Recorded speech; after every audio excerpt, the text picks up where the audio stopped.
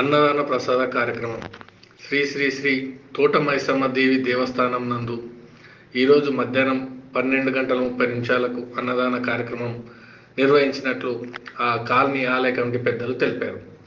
ప్రతి సంవత్సరం బోనాలకు అమ్మవారికి వడి బియ్యం పోసి ఆ బియ్యంతో అందరికీ అన్నదాన ప్రసాద కార్యక్రమం నిర్వహిస్తున్నట్లు చెప్పారు. ఈ కార్యక్రమానికి పట్టణంలోని 400 మంది భక్తులు కాలనీవాసులు పెద్ద ఎత్తున వచ్చి అమ్మవారి ఆశీస్సులు మరియు తీర్థ ప్రసాదాలు స్వీకరించారని తెలిపారు.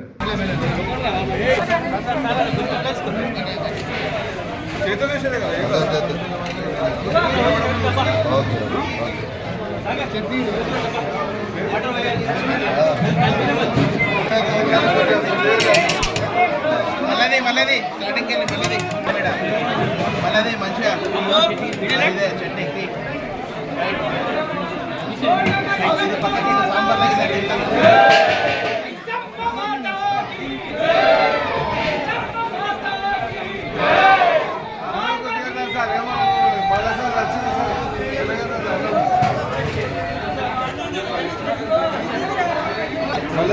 है